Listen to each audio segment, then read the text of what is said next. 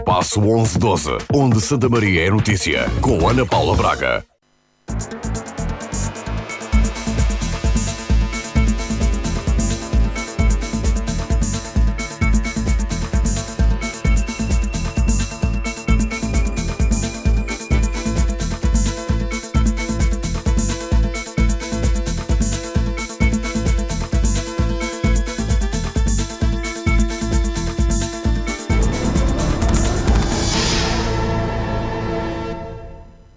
Hoje falamos sobre a importância de se preservar o património cultural histórico. Convidamos para a entrevista o arqueólogo Diogo Teixeira Dias, natural de Coimbra. É licenciado em Arqueologia e mestre em História pela Universidade de Coimbra, mestre em Virtualização do Património e especializado em Ilustração Histórica e Arqueológica pela Universidade de Alicante. Diogo Teixeira Dias é técnico superior de Arqueologia e História do Mapa Pessoal do município de Vila Franca do Campo. Foi coordenador do Mosteiro de Santa Clara a Velha, em Coimbra, onde propôs a implementação e implementou o Gabinete de Virtualização da Direção Regional da Cultura do Centro. Foi oficial do Exército, tendo desempenhado funções de subdiretor do Museu Militar dos Açores, bem como chefiado as secções de História Militar e Heráldica na Direção de História e Cultura Militar. Serve de pretexto para a nossa conversa a classificação como Património de Interesse Municipal, as estruturas do Forte de São João Batista, na Praia Formosa, e da Fábrica da Baleia, na Ponta do Castelo. Um arqueólogo é uma espécie de perito que vai ao passado buscar muitas das informações para conseguirmos compreender o nosso presente. Exato, quer dizer, não consideraria propriamente um perito, quer dizer, depende, não é? Todos nós temos várias áreas de especialidade, não é? Portanto, a arqueologia não é uma... para começar por dizer que a história em si não é uma ciência, e a história e a arqueologia não são propriamente ciências, são conhecimentos que se baseiam em métodos científicos, não é? Portanto, e é de facto, como disse a Ana Paula,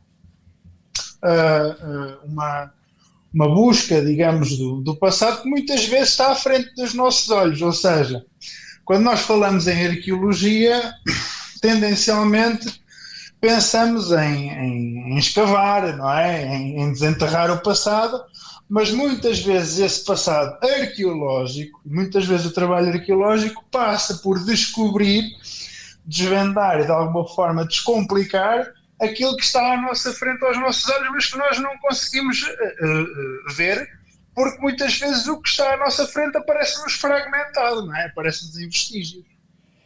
E é isso, no fundo, o que faz um arqueólogo, não é? Portanto, em primeiro lugar, registra, não é? Isso é fundamental, quer através das técnicas do desenho, da fotografia, da fotogrametria, do levantamento 3D, portanto, tudo o que as novas tecnologias possibilitam. Infelizmente não há muitos arqueólogos que se tenham atualizado, a malta ainda faz muito as coisas à antiga, não é? Portanto, começamos sempre por registar e depois, naturalmente, interpretamos, investigamos, vamos a outras ciências, porque nenhum conhecimento se elabora sozinho, não é? E depois está a parte final, o produto final, digamos assim, que é a comunicação ao público daquilo que foi a nossa interpretação. Portanto, não sei se... E, por norma, é difícil explicar às pessoas, a sociedade tem a percepção exata da importância do vosso trabalho? Bem, se não tem, a culpa é nossa. Se não tem, os primeiros culpados somos nós.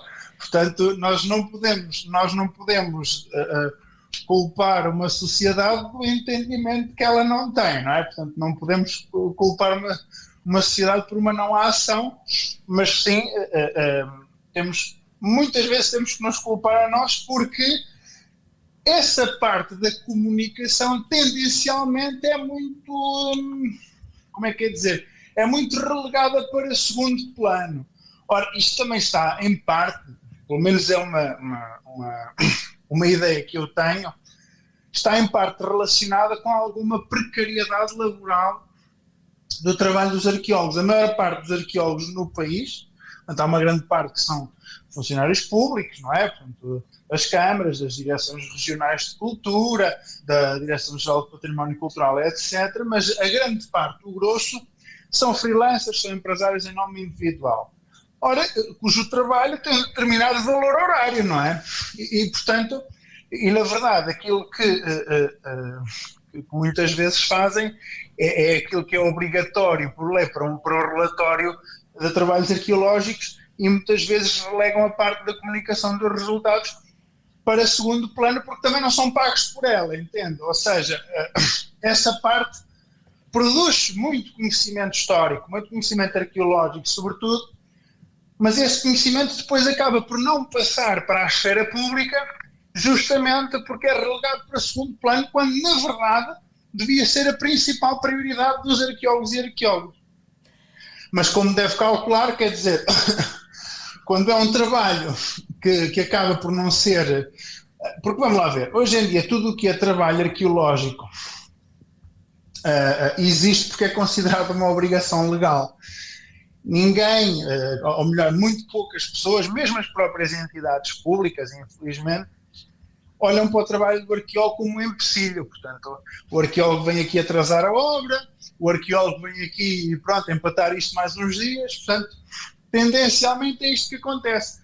E depois é o efeito bola de neve, não é? Quer dizer, para todos os efeitos, isto só acontece porque as pessoas não têm uma real percepção daquilo que é o nosso trabalho, do impacto que tem o nosso trabalho, da importância que tem o estudo do nosso passado, seja ele mais recente, seja ele mais remoto, não é? Porque tudo o que é passado tem interesse, quer dizer, a história faz até ontem à tarde, não é? Portanto, ou até hoje de manhã. Tudo o que passou é passado e o passado é um período sempre em crescendo, não é? E eu creio que é muito importante o estudo da história e o estudo do passado, porque ninguém projeta nada com base no futuro. Repare, eu costumo dar este exemplo, mas ninguém projetou uma resposta a uma pandemia com base naquilo que viria a acontecer, porque ninguém sabia. A própria ciência, o próprio desenvolvimento da vacina, as próprias medidas de saúde foram formuladas com base num conhecimento empírico e científico do passado, o que é que aconteceu no passado, como é que o vírus reagiu a um determinado antivírus, como é que as pessoas, ou como é que digamos, como é que a vacina reagiu nas pessoas. Tudo isto é com base no conhecimento do passado. Ora, isto é história, entende? Quando nós vamos, é muito agradável e eu também costumo dar este exemplo. Quando nós vamos ao café, várias vezes, não é? Quando vamos uma vez, não dá para fazer um balanço disto que eu vou explicar, mas quando vamos várias vezes a um café, portanto, eu, por exemplo, vou eu estou em Vila Franca do Campo, a propósito, a Vila Irmã de Vila do Porto. Eu vou ali ao Saraiva, faço a publicidade, e no Saraiva já me dão, eu quando vou peço um café, aliás já nem peço, já me servem numa chávena fria e sem açúcar. Portanto, e porquê é que sabem disto? Porque eu vou lá muitas vezes, portanto há um historial de cliente, não é? Há um historial de cliente. E isto é passado, isto é história.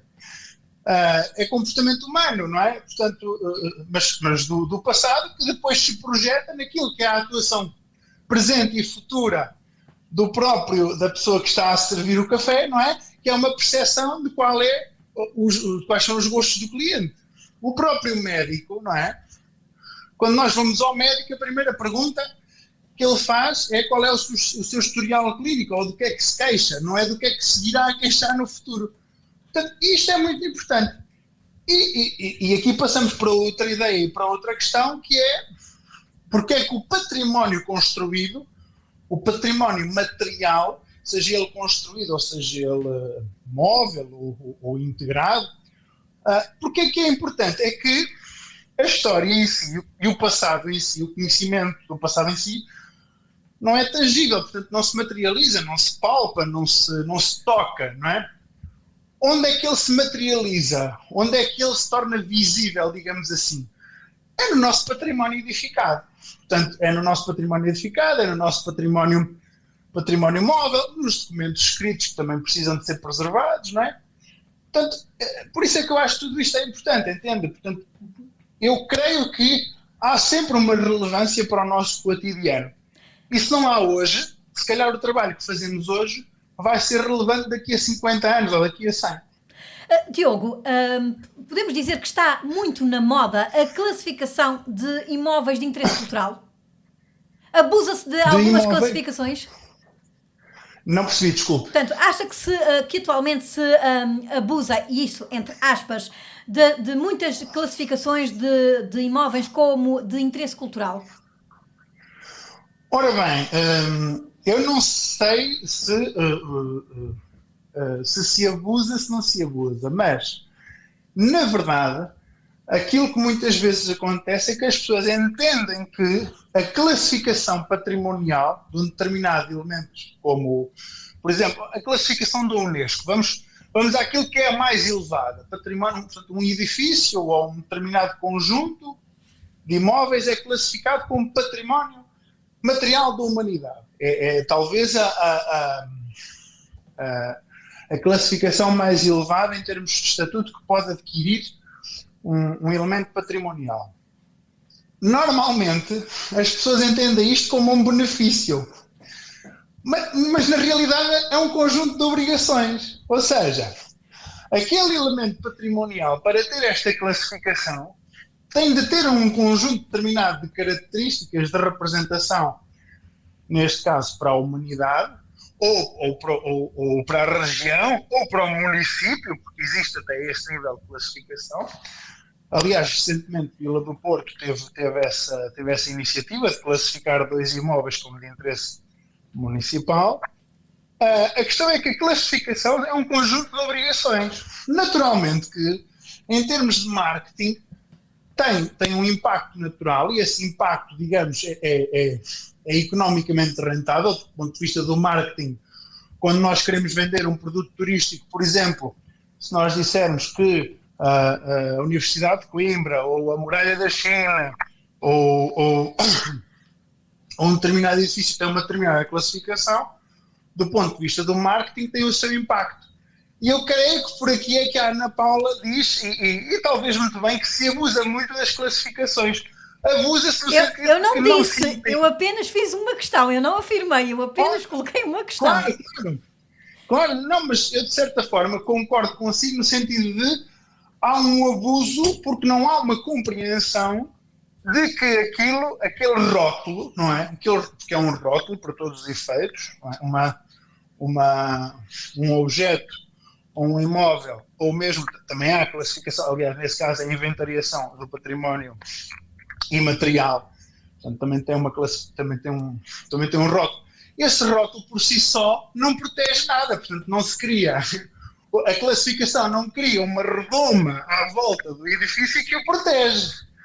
Não, depois, as entidades públicas e privadas e os cidadãos em geral é que têm que criar essa redoma, não é? Ou seja, a classificação é um reconhecimento.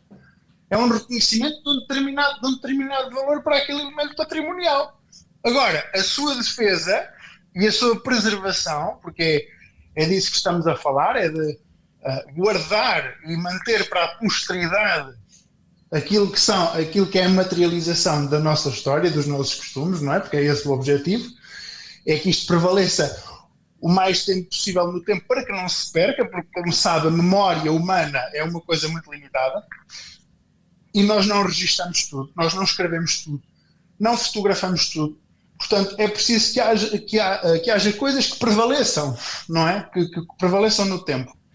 E, portanto, a classificação, como digo, não é uma redoma, é uma checklist, digamos assim, de obrigações permanentes, ou pelo menos enquanto durar a classificação, porque também existe a desclassificação, não é? A Unesco, então, faz isso algumas vezes, desclassifica património porque não foi cumprida esta checklist, este conjunto de obrigações, não é?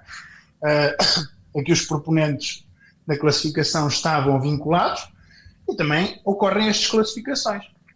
Mas respondendo à sua pergunta, acho que no fundo o que há é desinformação. As pessoas entendem uma classificação mais como um benefício do que propriamente como uma obrigação, quando na realidade é mais uma obrigação que um benefício. Ora, Diogo, portanto, não faz muito tempo que a Assembleia Municipal de Vila de Porto aprovou por unanimidade a classificação de 2 imóveis, um que é propriedade da Câmara Municipal, que é a Fábrica da Baleia, na Maia, e um outro que não é da património da Câmara Municipal, que é o Forte São João Batista. Parece-lhe que agora estes 2 imóveis vão ter, digamos assim, serão mais valorizados e terão, digamos assim, outras funções no futuro? Bom, parece-me que sim. A Câmara, e desde já, parabenizo todo o Executivo e todos os elementos da Assembleia Municipal pela aprovação deste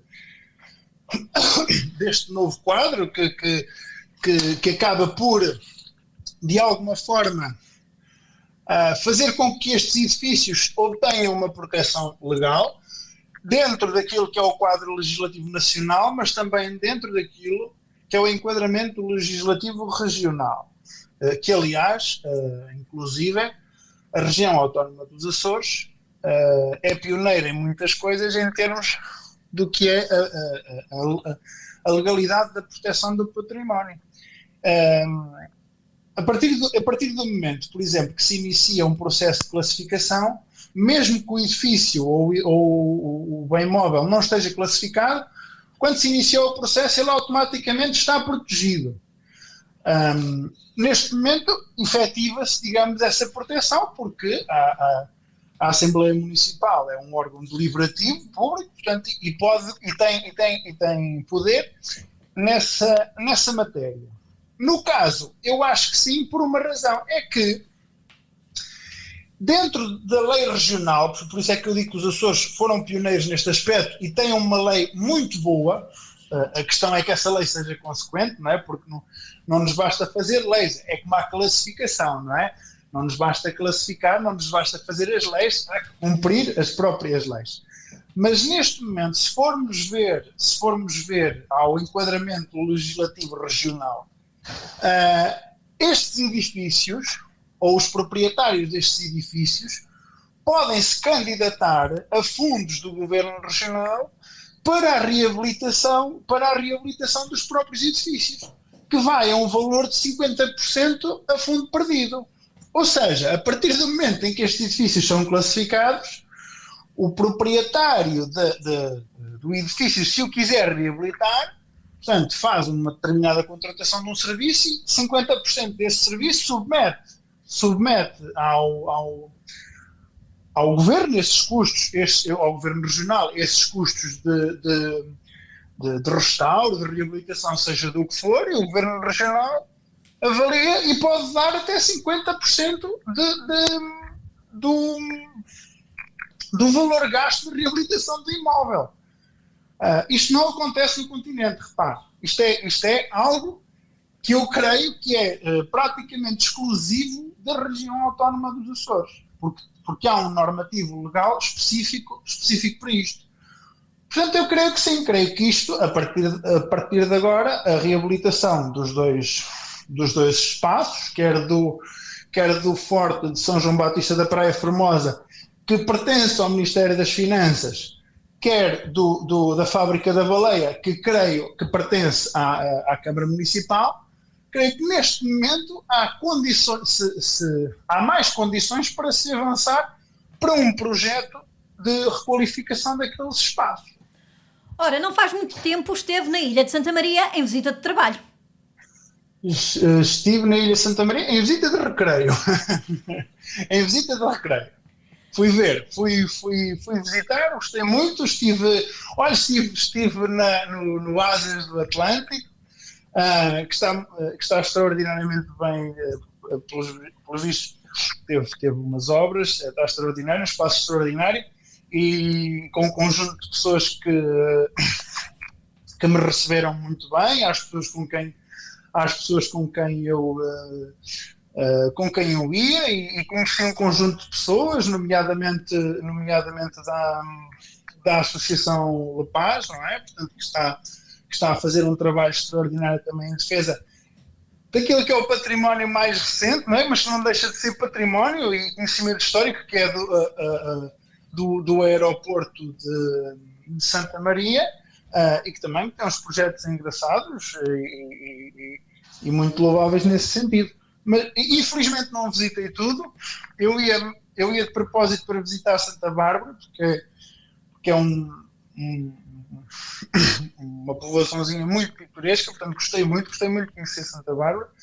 Ainda não visitei tudo, portanto significa que irei regressar. Portanto, aquela coisa, aquele mito que se diz, a Santa Maria vai-se uma vez e vê-se tudo, ou a São Miguel, não é verdade. Então eu terei que ir mais uma, duas, três, quatro vezes a Santa Maria para ver tudo com olhos de ver. Mas gostei muito e fui muito bem recebido. E conhece os 2 imóveis que foram agora classificados como património de interesse municipal?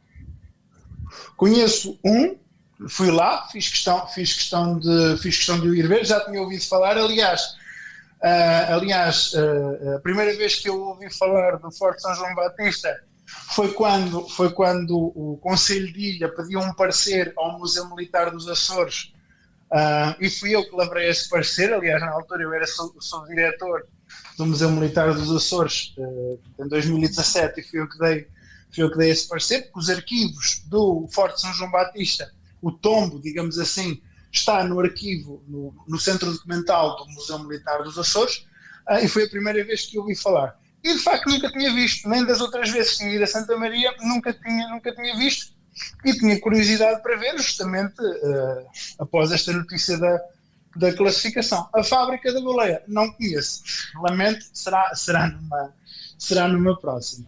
Mas, Diogo, o certo é que, através agora desta classificação de interesse municipal, quer de um dos imóveis, quer do outro, isto responsabiliza as entidades locais, desperta, se calhar, algum incentivo nas entidades regionais, pelo que não pode ficar tudo como está agora.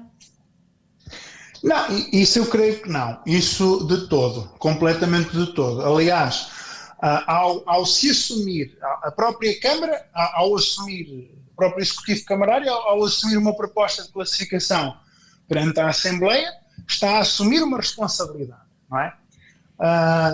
Isto falando genericamente dos 2 imóveis. A questão do Forte de São João Batista é mais complexa porque não pertence à Câmara, não é? Portanto, a Câmara não pode, certamente, atuar sobre o Forte de São João Batista de uma forma intrusiva, ou seja, não pode lá fazer obras, não é? Porque aquilo não é seu, portanto, aquilo pertence, se ainda não passou para a região, ou se ainda não passou para a Câmara, quer dizer, entretanto pode ter tramitado muita coisa que eu não conheço, não é? Portanto, a Câmara não tem uma responsabilidade direta ainda sobre aquele património. Agora, no caso do Forte São João Batista, no caso da Fábrica da Baleia, sim, certamente, estamos a falar de uma classificação de património próprio, o que implica um outro cuidado. Quando a Câmara leva isto à Assembleia, e isto é aprovado por unanimidade, significa que todas as forças políticas representadas pelos membros da Assembleia assumem a concordância de que a partir de agora a Câmara passa a ter uma responsabilidade e um reconhecimento sobre aqueles imóveis. Portanto, agora lá está. É passar da vontade e daquilo que se assume à prática. E isso, quer dizer, como sabemos, todas as entidades públicas levam, muitas vezes até nem é por vontade política, repare, a tramitação de uma despesa pública, por exemplo, demora muito tempo, demora imenso tempo. Portanto, não demora um mês, não demora 2 meses, e sobretudo quando estamos a falar de um impacto sobre património que é classificado, as coisas já não se podem fazer como nós construímos as nossas casas, não é? Portanto, tem que haver um determinado cuidado com os métodos construtivos, etc. Há algo que eu também reconheço que seria muito importante, e no caso das regiões ultraperiféricas acho que é importantíssimo, então especificamente nas ilhas, como Santa Maria, que não tem uma dimensão como por exemplo, São Miguel, que é o investimento privado. Eu acho que nós andarmos constantemente a entender que só ao setor público é que devemos atribuir responsabilizações sobre o nosso património cultural, é uma premissa, na minha, atenção, é a minha opinião pessoal e a minha opinião enquanto técnico. Acho que os privados, aos quais devem ser concedidos naturalmente benefícios fiscais, benefícios de investimento, deve ser atribuída também uma responsabilidade, porque quando nós vamos à Constituição da República Portuguesa, quando vamos aos normativos legais específicos, nós ouvimos sempre e lemos sempre: o património cultural é de todos. Portanto, este todos engloba mesmo todos. Portanto, não diz lá na lei que o património cultural é das câmaras municipais, ou é dos governos regionais, ou é do governo da República. Não, diz todos. Portanto, e esse todos invoca logo uma responsabilidade coletiva. Ora, mas respondendo mais especificamente à sua questão, acho que neste momento, acho que, aliás, nem de outra forma, qual seria, digamos, a ideia da Câmara Municipal de Vila do Porto ao classificar, se não tivesse intenções de criar projetos de desenvolvimento daqueles espaços. Eu creio que sim, eu creio que os terá certamente, porque a classificação é sintomático disso mesmo. Agora, mais uma vez digo, isto tem que ser uma responsabilidade partilhada. Uma última questão, Diogo, tem a ver então com o potencial arqueológico, quer de Santa Maria, quer dos Açores no seu geral. Portanto, é um potencial que não pode ser menosprezado. Não, de maneira nenhuma. E, sobretudo, quero dizer, se nós pensarmos na perspectiva economicista, ou seja, mesmo que nós não pensemos,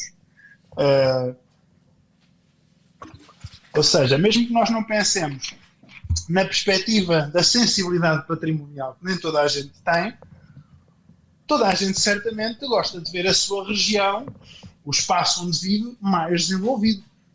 E eu acho, muito honestamente, que o património cultural dos Açores, o património arqueológico, quer o subaquático, quer aquele que existe soterrado, quer aquele que existe em cota positiva, não é? Portanto, a nossa arquitetura, o nosso património integrado, não é? Que são, por exemplo, os brasões que estão nas fachadas de alguns solares antigos, que as pessoas olham, acham bonito, acham que faz parte da sua história, mas não sabem interpretar, não sabem o que é que aquilo representa, não é? E Santa Maria tem pelo menos eu vi três elementos de heráldica extraordinários, e tirei algumas fotografias a um que vou pôr brevemente em 3D e vou pôr de acesso ao público, que é algo que eu faço por Carolice, naturalmente.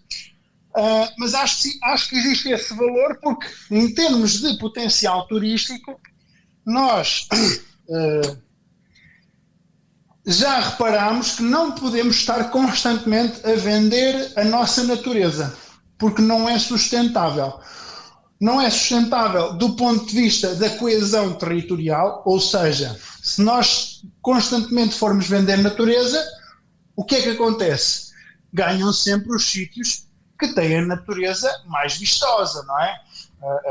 Não estou a dizer com isto que Santa Maria não tem, ou que o Corvo não tem, ou que o Faial não tem, antes pelo contrário. Todas as ilhas têm a sua beleza natural extraordinária e todas as ilhas são diferentes. A questão é, aquilo que as diferencia do ponto de vista daquilo que têm para oferecer a um visitante e mesmo para os próprios residentes, é o seu património cultural. Portanto, em termos do turismo de mergulho, eu vejo imenso potencial do ponto de vista arqueológico. Há sítios arqueológicos em todas as ilhas dos Açores, subaquáticos, não é? E há património cultural, não é? Por exemplo, a fortificação. Também há fortificação em todas as ilhas dos Açores, exceto, penso eu, no Corvo, mas onde se projetou uma fortificação, só que não saiu do papel. E entre outras questões, quer dizer, estou-me a lembrar, por exemplo, em Santa Maria, as próprias, a Casa das Covas, não é? que é um fenómeno interessante, não é? Portanto, as covas com os silos, onde as pessoas guardavam os cereais para melhor preservação, para esconder dos piratas, etc. Todas estas narrativas têm potencial de comunicação, porque nós hoje temos um turismo que também vai à procura destas experiências locais, daquilo que diferencia os locais. Portanto, eu acho que neste aspecto a arqueologia... Agora, o que é que tem que acontecer? Tem que haver, para haver informação que pode ser comunicada ao público, tem que haver primeiro uma investigação prévia. Não vamos inventar a história da carochinha, não é? Portanto, não nos convém, porque a natureza por si é natural, passa o período, não é? Quer dizer, a natureza vende-se por si do ponto de vista visual. Não é preciso investigar-se, digamos assim, sobre a natureza para a comunicar. Ela comunica-se por si própria.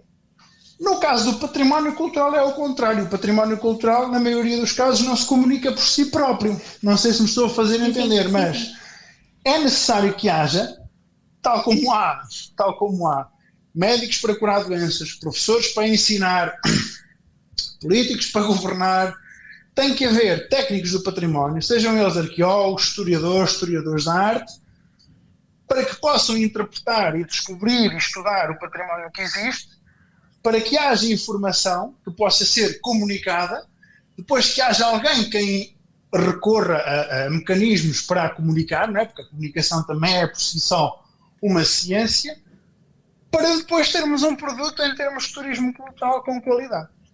Portanto, eu acho que aqui há uma grande mais-valia da arqueologia para além, naturalmente, da preservação do património para as gerações futuras. A importância de se valorizar o património.